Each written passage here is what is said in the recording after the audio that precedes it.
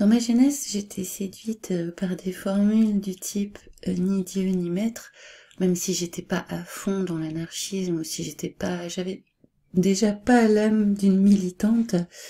Il me semblait que la libre pensée était un objectif à atteindre. Alors effectivement, je ne me suis agenouillée devant personne, mais en réalité, j'avais des maîtres. J'avais des maîtres à penser, simplement, je croyais penser par moi-même.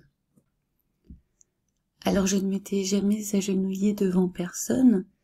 Je m'en suis rendu compte le jour où je me suis agenouillée pour la première fois, parce que cette sensation m'était inconnue, cette douleur au niveau des genoux, je ne l'avais jamais expérimentée. Et là, à l'église, je me suis mise à genoux pour la première fois devant Jésus.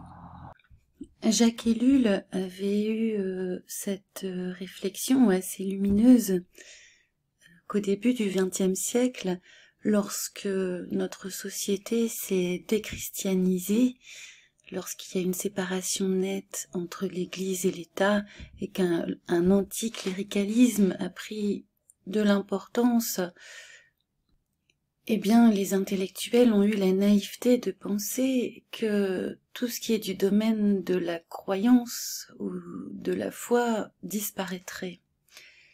En réalité, ce qui s'est passé, c'est que cette propension de l'homme à croire, cette inclination, comme on dit en philosophie, vers la foi, s'est simplement déplacée. Et ça, c'est signe que ça fait vraiment partie de notre nature humaine de devoir s'en remettre à quelque chose de plus grand, de trouver quelque chose devant quoi s'agenouiller. On a toujours besoin finalement de trouver un guide, de trouver un maître et de croire en une cause. Alors cette grande cause de la fin du 19e et du début du 20e, ça a été le communisme. Le communisme avec son dieu, Marx, avec ses événements qui permettent la communion, avec ses valeurs, avec ses promesses de lendemain, etc.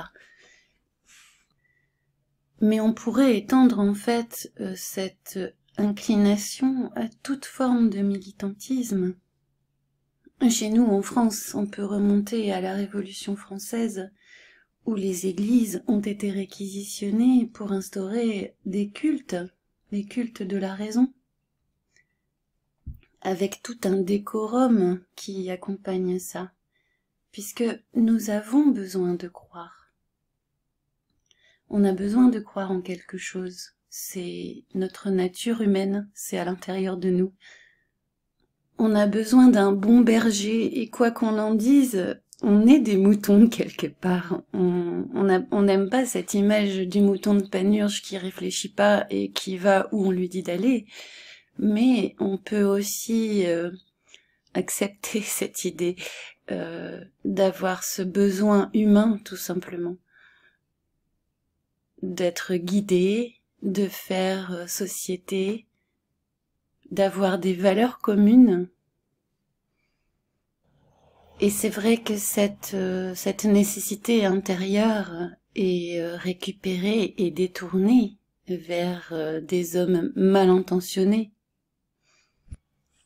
Il est tentant aussi d'abandonner en fait tout maître, de n'avoir ni Dieu ni maître, pour échapper à cette condition de mouton de Panurge.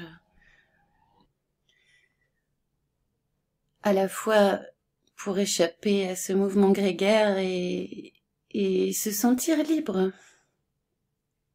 Mais on est rattrapé en même temps par notre désir intérieur de croire en quelque chose, d'être guidé et de se tourner vers une certaine transcendance, quelque chose qui nous dépasse.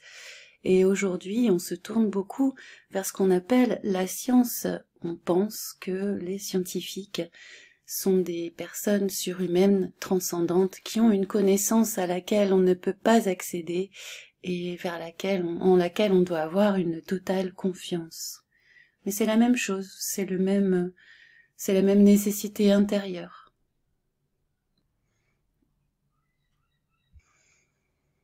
Alors le bon berger, moi je ne le cherche plus parmi les hommes, je le cherche dans cette transcendance.